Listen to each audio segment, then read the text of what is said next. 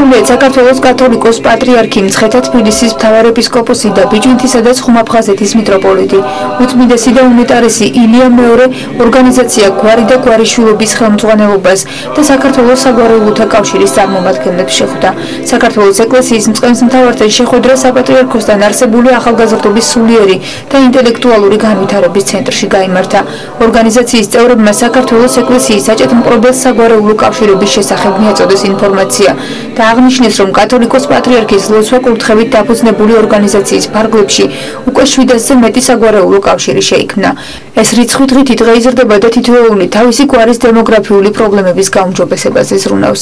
შეხვედრის ფარგლებში ასევე საქართველოს ტრადიციული სამიწათმოქმედო კულტურებისა და მათი გადარჩენის საკითხებზე ბიოლოგიის მეცნიერებათა დოქტორმა ინესა მაისაიამ მოხსენება წაიკითხა. მე მადლობას მოძღვნი ხელმძღვანელობას დარბაზისა, მაგრამ თქვენ მოგეხსენებათ, რომ ძალიან ბევრი პრობლემები წინ არის. მე სრულიად გიჭერთ მხარს და გავიცდი იმ ფაქტს, რომ ქართული მიწები იყიდებოდა და ამას ყიდულობდნენ უცხოელები, რაღაც სულ მცირე ფასში. და ჩვენ უნდა ვიცოდეთ, რომ არის ისეთი ფასეულობა, რომლის გაყიდვა არ შეიძლება.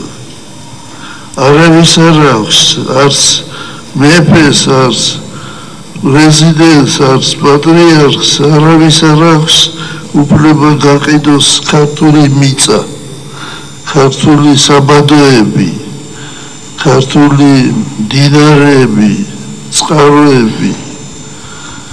აი ამიტომ ჩვენ უნდა ვიფიქროთ აი ამაზე და მე მინდა თქვენი ყურადღება მივაქციო უცხოეთში ცხოვრებ ქართულ ხალხზე. ფაქტიურად უპატრონოდ არიან იქ. ძალიან ხშირი შემთხვევაა, როცა ისინი თხოვობენ სურვილიათ გახდნენ მოქალაქენი და იმათ არ აძლევენ ამ მოქალაქეობას. თუნდაც აიღოთ ირანი, იქ მცხოვრები ქართველები, არ გმარა ეს 300 წელი, რომ იქ იმყოფებიან. ისინი უნდა დაბრუნდნენ საქართველოში. ამას წინათ ჩემთან ჩამოვიდა ინგუშეთიდან 3 ქისტი. ჩამოვიდნენ იმიტომ, რომ ჩვენი მშობლები მეგობრობდნენ და ჩვენ მოვნახეთ ერთმანეთი იმათ შთამომავლობა და ინგუშები ყოფილან დაყოფილი ტომებად და ყველაზე დიდი ტომი ქისტების არის სახელწოდებით ქართველი. გამოუცა ამან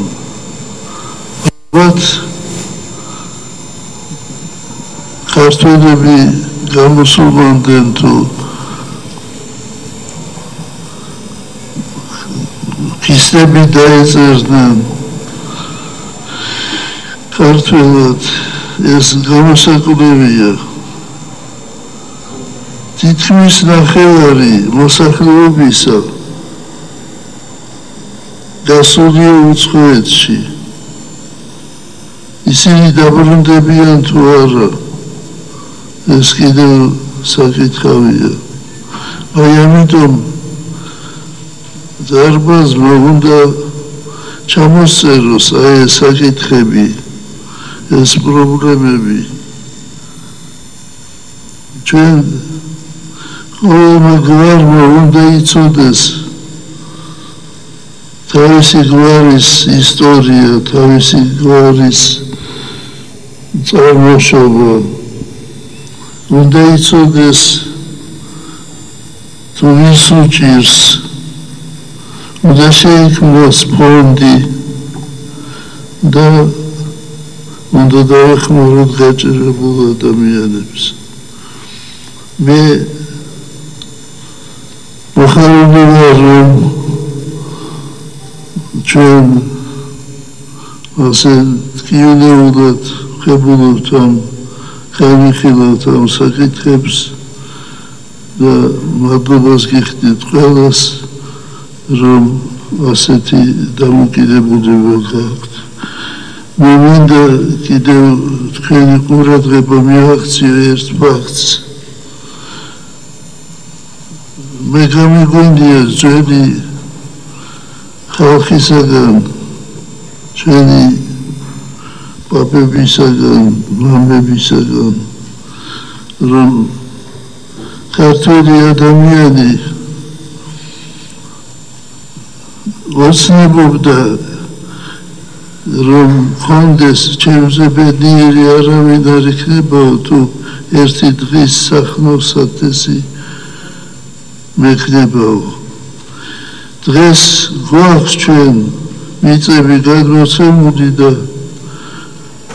არ ვამუშავებთ მათ და ძალიან ბევრი შემთხვევა, როცა მოცნენილია ესა თუ ის საკარმიდან.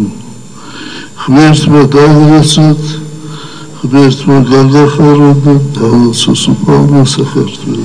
უკვე 700-ზე მეტი საგვარეულო კავშირი უწმინდესის ლოცვა-კურთხევით ჩამოყალიბებულია, მაგრამ ეს არ არის საკმარისი. საქართველოში მეცნიერები 25,000-მდე გვარს ითვლიან და საგვარეულო მოძრაობა ყოველთვის იყო საეკლესიო მოძრაობა და ეს ამ მოძრაობას ტრადიციულად ყოველთვის მღვდელმთავრები ხელმძღვანელობდნენ და ახლა ჩვენი უწმინდესი და უნეტარესი ილია მეორე ხელმძღვანელობს.